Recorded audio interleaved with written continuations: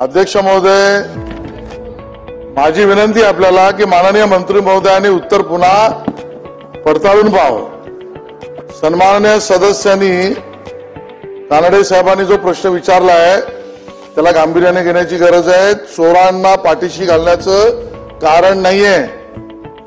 E लिलावाचं आम्हाला काय सांगता? 1971 साली कुठला ई लिलाव आला? 1971 साली कुठला ई लिलाव आला? अध्यक्ष महोदय, प्रश्न विचारला 1971 पासून 2024 पर्यंत, 2007 पर्यंत, तुम्ही उत्तरामध्ये 2024 पर्यंतचं उत्तर दिलंय। आणि बीएसटीच्या भंगाराचा विषय फक्त बस पुरता नाहीये।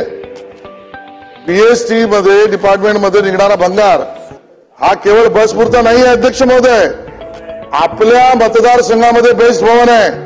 माझी आपल्याकडनं अपेक्षा आहे, आपण ते रोज पाहताय, बेस्ट भवनच्या इथून रोज जाताय, तिथले अधिकारी रोज आपल्याला भेटतायत, तिथले मतदार आपल्यावर विश्वास ठेवतायत। आणि म्हणून अध्यक्ष महोदय, आपण कडक निर्देश देण्याची अपेक्षा आहे। हा मोठा भ्रष्टाचार आहे अध्यक्ष महोदय, आणि हा भ्रष्टाचार बीएसटी भवनातून चालतो अध्यक्ष महोदय, वर्षानुवर्ष चालतो। आणि माझा आरोप स्पष्ट आणि प्रश्न सुद्धा आहे। फिरून फिरून मॅन्युअली ईपीसी, ई लिलाव या सगळ्या माध्यमातून मुंबई शहरामध्ये फिरून फिरून हे भंगार विक्रेते, कॉन्ट्रॅक्टदार केवळ 2 लोकच येतात। कंपन्यांची नावं वेगळी आहेत। आता योगेश सागर सांगतील की ते कुर्ल्याला राहतात, पण मी त्याचं नाव घेणार नाही। पण अध्यक्ष महोदय, ते राहतात कुठे? एकाच ठिकाणी। कंपन्या 2 वेगवेगळ्या नावाने कंपन्या येतात अध्यक्ष महोदय, काही पारदर्शकता नाही। म्हणून मी आज इथं नाव घेणं टाळतोय। माझी मंत्री महोदयांना विनंती आहे, माझा स्पेसिफिक प्रश्न आहे, या भंगार विक्रीमध्ये येणाऱ्या बस सहित सगळ्या ज्या कंपन्या आहेत त्या किती आहेत? त्यांचे मालक कोण आहेत?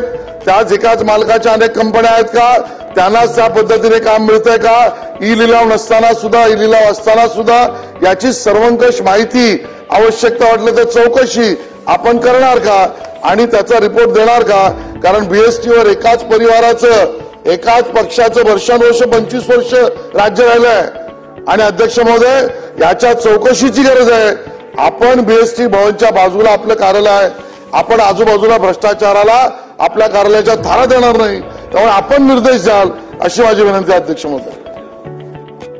अध्यक्ष महोदय, सन्मान्य सदस्य आशिषजीने एसटी बाबतची भूमिका मांडलेली आहे, बेस्ट बाबतची भूमिका मांडलेली। एक वस्तुस्थिती खरी आहे की फक्त गाड्यांचा लिलाव होत नाही, तर उडलेल्या पार्टचा देखील लिलाव होतो। आणि आशिषजींनी सभागृहामध्ये सांगितलेली माहिती खरी आहे असे समजून उच्चस्तरीय समिती नेमून चौकशी केली जाईल।